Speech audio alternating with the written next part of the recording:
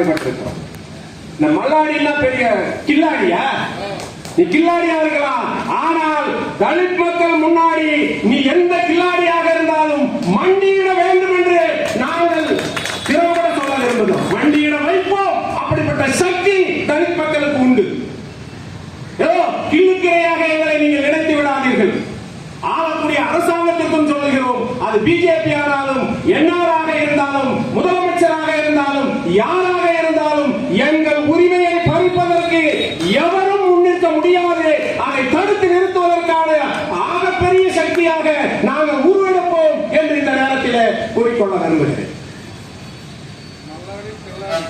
கில்லாடி முதலமைச்சர் நல்லா பேசுவார். மக்களையா என்னன்னா பாருங்க, நாங்கள் பட்ஜெட்ல 16% மேலேயே எஸ்சிபி ஃபண்ட் துணை திட்ட நிதிய சப்ளான நாங்க கொடுத்துருவோம் அப்படின்னு பட்ஜெட்ல இந்த ஆண்டு கூட எவ்வளவு 465 கோடியா ஒதுக்கினாங்க. ஆனா இந்த 465 கோடி எங்க யாருக்காக செலவு பண்ணிக்கிறீங்க சொல்லுங்க, பட்டியல் போட முடியுமா? நாங்க போன ஆண்டு 455 கோடி ஒதுக்கினாங்க. அதை எங்கெங்கெல்லாம் செலவு பண்ணீங்கன்னு நாங்க ஆர்டிஐ மூலமா கணக்கு போட்டு கேட்டு வாங்கணும். துறை வாரியா 22 துறைகளுக்கு இந்த எஸ்சிபி ஃபண்ட் ஒதுக்குறாங்க. அதை எங்கெங்கெல்லாம் செலவு செஞ்சு இருக்கிறீங்க, என்னென்ன செலவு பண்ணி இருக்கிறீங்கன்ற பட்டியலை நாங்க வாங்கணும். வாங்கின போது அவன் சொல்றான் பாருங்க ஒவ்வொரு கதையும். பாருங்க, நாங்க எலக்ட்ரிசிட்டியில டிரான்ஸ்பார்மர் வச்சோம், அந்த பகுதியில லைன் பிடிச்சோம், அதுக்காக எஸ்சிபி ஃபண்ட் எலக்ட்ரிசிட்டி செலவு பண்ணுச்சு.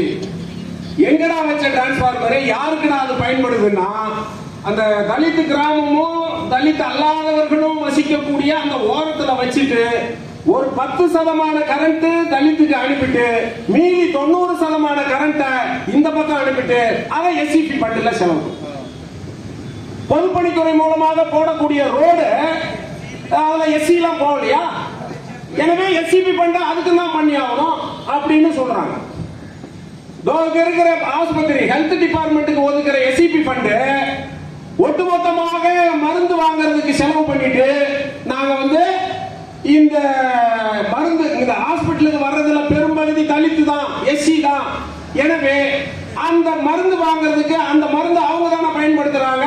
எனவே அதுக்காக இதை பயன்படுத்துறோம். ஆனா முண்டங்களா எஸ்சிபி ஃபண்ட் என்ற அதனுடைய தாற்பயமே என்ன என்று சொன்னால், பொதுவான பட்ஜெட்டில் தலித்துகளுக்கான பங்கும் உண்டு.